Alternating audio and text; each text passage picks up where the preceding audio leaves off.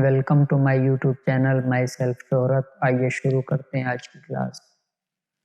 आज की क्लास में हम लोग बात करेंगे टर्मिनोलॉजी ऑफ अकाउंटिंग की। अकाउंटिंग में जो टर्म्स यूज़ किए जाते हैं उनके बारे में हमें पहले से पता होना चाहिए कि अकाउंटिंग में कौन कौन से टर्म हम इस्तेमाल करेंगे और उनका अर्थ क्या होता है, उनका मतलब क्या होता है। अकाउंटिंग में जो शब्द इस्तेमाल होते हैं उनमें से एक शब्द व्यापार है, ट्रेड जिसे कहते हैं। लाभ कमाने के उद्देश्य से किया गया वस्तुओं का क्रय विक्रय व्यापार कहलाता है। पेशा, प्रोफेशन, आय अर्जित करने के लिए किया गया कोई भी कार्य या साधन जिसके लिए पूर्व प्रशिक्षण की आवश्यकता होती है पेशा कहलाता है। ऐसा कोई भी वैधानिक कार्य जो आय या लाभ के उद्देश्य से किया गया हो व्यवसाय कहलाता है। व्यवसाय एक व्यापक शब्द है जिसके अंतर्गत उत्पादन कार्य, वस्तुओं या सेवाओं का क्रय विक्रय, बैंक, बीमा व परिवहन कंपनियां आदि आते हैं। व्यापार व पेशा भी इसी के अंतर्गत आते हैं। मालिक, ओनर वह व्यक्ति या व्यक्तियों का समूह जो व्यापार में आवश्यक पूंजी लगाते हैं, व्यापार का संचालन करते हैं, व्यापार का जोखिम सहन करते हैं तथा लाभ व हानि के अधिकारी होते हैं, व्यापार के स्वामी कहलाते हैं। यदि किसी व्यापार का मालिक एक व्यक्ति है तो एकाकी व्यापारी कहलाता है जिसे हम प्रोप्राइटर कहते हैं। यदि मालिक दो या दो से अधिक व्यक्ति हैं तो साझेदार कहलाते हैं, पार्टनर्स कहलाते हैं। यदि बहुत से लोग एक साथ मिलकर संगठित रूप से एक कंपनी के रूप में कार्य करते हैं तो वे उस कंपनी के अंशधारी यानी कि शेयर होल्डर्स कहलाते हैं।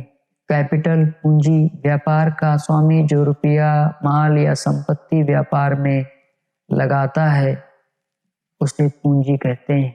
उदाहरण के लिए विकास ने 2 लाख रुपए नगद और 10,000 के माल से कपड़े का व्यापार प्रारंभ किया तो ऐसी स्थिति में व्यापार में लगी कुल पूंजी 2,10,000 होगी। व्यापार में लाभ होने पर पूंजी बढ़ती है और हानि होने पर पूंजी घटती है। ड्राइंग्स, आहरण, व्यापार का स्वामी अपने निजी खर्च के लिए समय समय पर व्यापार में से जो रुपया या माल निकालता है वह उसका आहरण या निजी खर्च कहलाता है। गुड्स, माल उस वस्तु को कहते हैं जिसका क्रय विक्रय या व्यापार किया जाता है। माल के अंतर्गत वस्तुओं के निर्माण हेतु प्राप्त कच्ची सामग्री, अर्धनिर्मित सामग्री और तैयार वस्तुएं हो सकती हैं। परचेज यानी क्रय, पुनः विक्रय के उद्देश्य से व्यापार में खरीदा गया माल क्रय या खरीदी कहा जाता है। व्यापार में माल उधार या नगद खरीदा जा सकता है। जब माल नगद खरीदा जाता है तो उसे कैश परचेज और जब उधार खरीदा जाता है उसे क्रेडिट परचेज कहते हैं। सेल्स, विक्रय, जो माल बेचा जाता है उसे विक्रय कहते हैं। जो माल नगद बेचा जाता है उसे कैश सेल्स और जो उधार बेचा जाता है उसे क्रेडिट सेल्स कहा जाता है। नगद और उधार विक्रय को मिलाकर कुल विक्रय यानी कि टर्नओवर कहलाता है। परचेज रिटर्न, क्रय वापसी, जब खरीदे गए माल में से कुछ माल विभिन्न कारणों से वापस कर दिया जाता है तो उसे क्रय वापसी, परचेज रिटर्न कहते हैं। विक्रय वापसी, सेल्स रिटर्न, जब बेचे हुए माल का कुछ भाग विभिन्न कारणों से व्यापारी लौटा देता है, इस प्रकार की वापसी को विक्रय वापसी कहते हैं। किसी भी व्यवसाय में वर्तमान में हमारे पास किसी भी मात्रा में जो माल उपलब्ध है वह स्टॉक कहलाता है। साल के अंत में जो माल बिना बिके रह जाता है वो क्लोजिंग स्टॉक कहलाता है और अगले साल के पहले ही दिन वही माल ओपनिंग स्टॉक कहलाता है। क्रेडिटर यानी कि लेनदार, वह व्यक्ति या संस्था जो किसी अन्य व्यक्ति या संस्था को उधार माल या सेवाएं बेचते हैं या रुपया उधार देते हैं, लेनदार कहलाते हैं। उधार माल बेचने वाला लेनदार कहलाता है। इस व्यक्ति को भविष्य में ऋणी से धनराशि प्राप्त होना होती है। डेटर वह व्यक्ति या संस्था जो किसी अन्य व्यक्ति या संस्था से माल, सेवाएं या रुपया उधार लेते हैं, ऋणी या देनदार कहलाते हैं। उधार माल खरीदने वाला ऋणी या देनदार कहलाता है। इस व्यक्ति को भविष्य में एक निश्चित दिन या निश्चित अवधि के बाद पैसा चुकाना होता है। लायबिलिटीज यानी दायित्व वे सब ऋण जो व्यापार को अन्य व्यक्तियों अथवा अपने स्वामी या स्वामियों के प्रति चुकाने होते हैं, दायित्व कहलाते हैं। दायित्व या लायबिलिटीज दो प्रकार की होती हैं। लॉन्ग टर्म लायबिलिटीज जिन्हें हम फिक्स लायबिलिटीज भी कहते हैं, शॉर्ट टर्म लायबिलिटीज जिन्हें हम करंट लायबिलिटीज भी कहते हैं, जो 1 साल से अधिक समय के बाद या व्यापार समाप्ति के बाद चुकाने होते हैं, उन्हें फिक्स लायबिलिटी कहा जाता है या लॉन्ग टर्म लायबिलिटी कहते हैं। शॉर्ट टर्म यानी कि करंट लायबिलिटीज ये वो दायित्व होते हैं जो 1 साल या 1 साल से कम समय में चुकानी होती हैं, करंट लायबिलिटीज कहलाती हैं। व्यापार में समस्त वस्तुएं जो व्यापार संचालन में सहायक होती हैं, संपत्ति असेट कहलाती हैं। ये मुख्यतः 2 प्रकार की होती हैं, फिक्स एसेट और करंट एसेट। वे वस्तुएं जो व्यापार को चलाने के लिए स्थायी रूप से खरीदी जाती हैं, जिन्हें बेचने के लिए नहीं खरीदा जाता, जिनका उपयोग बार बार किया जाता है, स्थायी संपत्ति कहलाती हैं। ऐसी संपत्तियां व्यापार की आय बढ़ाने में सहायता करती हैं। करंट एसेट्स ये वे संपत्तियां होती हैं जो स्थायी रूप से व्यापार में नहीं रहती। वे सभी संपत्तियां जो आसानी व शीघ्रता से नकदी में परिवर्तित की जा सकती हैं। एक्सपेंसेस माल के उत्पादन और उसे बेचने में जो भी खर्चे होते हैं वे कहलाते हैं, एक्सपेंसेस कहलाते हैं। ये मुख्यतः 2 प्रकार के होते हैं। डायरेक्ट एक्सपेंसेस ये वे खर्चे होते हैं जिन्हें व्यापार माल खरीदते समय करता है या माल के उत्पादन में करता है। उत्पादन की दशा में कच्चे माल की खरीद से लेकर उसे विक्रय योग्य स्थिति में लाने तक जो भी खर्चे होंगे वे सब डायरेक्ट एक्सपेंसेस कहलाएंगे।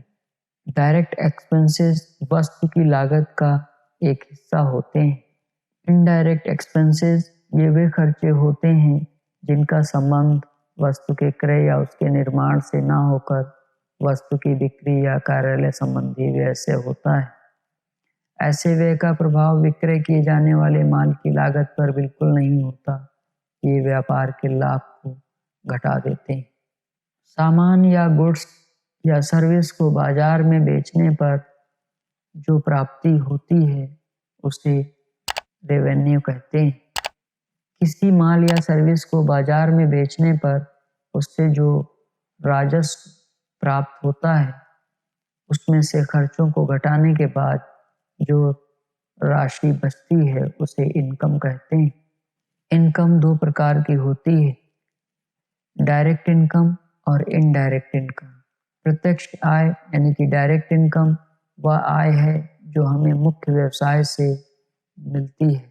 अप्रत्यक्ष आय यानी कि इनडायरेक्ट इनकम मुख्य व्यवसाय के अलावा जो भी आय हमारी होती है वह अप्रत्यक्ष आय यानी कि इनडायरेक्ट इनकम कहलाती है। डिस्काउंट यानी कि छूट व्यापारी द्वारा अपने ग्राहकों को दी जाने वाली रियायत छूट या डिस्काउंट कहलाती है।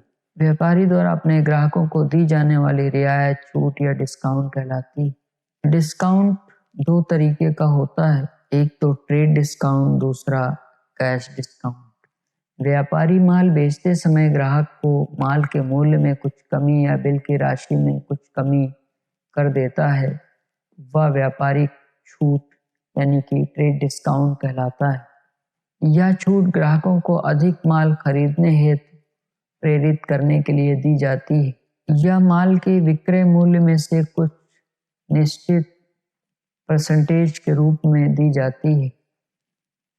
इस छूट को बिल में ही कम कर दिया जाता है। दूसरा है कैश डिस्काउंट, नगद बट्टा यानी कि नगद छूट। व्यापारिक चलन के अनुसार प्रत्येक ग्राहक को एक निश्चित अवधि में भुगतान करने की सुविधा प्रदान की जाती है। अगर ग्राहक निश्चित अवधि के पहले ही भुगतान कर दे तो उसे कुछ छूट दी जाती है, जिसे नगद छूट, कैश डिस्काउंट कहा जाता है। नगद छूट की लालच में ग्राहक शीघ्र भुगतान करने के लिए प्रोत्साहित होता है और यह छूट भी परसेंटेज के रूप में दी जाती है। बैड डेब्ट यानी कि डूबत ऋण। व्यापारी को उधार बेचे गए माल की पूरी रकम देनदारों से प्राप्त हो जाए यह आवश्यक नहीं है। अतः इस उधार की रकम में से जो वसूल नहीं हो पाती है उसे व्यापारी का डूबत ऋण यानी कि बैड डेब्ट कहते हैं। यह व्यापार के लिए हानि होती है। अब हम बात करते हैं कि ट्रांजैक्शन क्या होता है, जिसे हम लेन देन कहते हैं। व्यापार में माल संबंधी क्रय विक्रय और वस्तुओं का पारस्परिक आदान प्रदान होता है। ऐसे सभी लेन देन मुद्रा में होते हैं या मुद्रा द्वारा मापे जा सकते हैं। मुद्रा का भुगतान तुरंत या भविष्य में हो सकता है। व्यापारी द्वारा किए जाने वाले सभी आदान प्रदान लेन देन कहलाते हैं। जब सौदे का तुरंत भुगतान किया जाता है तो वह नगद लेन देन, कैश ट्रांजैक्शन कहलाता है, और जो भुगतान भविष्य में किया जाता है उसे उधार लेन देन यानी कि क्रेडिट ट्रांजैक्शन कहते हैं। प्रमाणक। व्यापार संबंधी सभी व्यवहारों, लेन देन के प्रमाणों के लिए जो डॉक्यूमेंट्स लिए या दिए जाते हैं उन्हें प्रमाणक कहते हैं, यानी कि वाउचर कहते हैं। आज की क्लास में हमने देखा कि अकाउंटिंग में यूज होने वाले टर्म्स कौन कौन से हैं और उनका क्या मतलब होता है। आई होप आपको समझ आया होगा कि अकाउंटिंग में यूज होने वाले टर्म्स कौन कौन से हैं और इनका इस्तेमाल हम अकाउंटिंग में कहाँ और कब करते हैं। अगर आपको ये वीडियो पसंद आई हो तो लाइक करें, शेयर करें, और अगर आप हमारे चैनल में नए हैं तो आप सब्सक्राइब भी करें।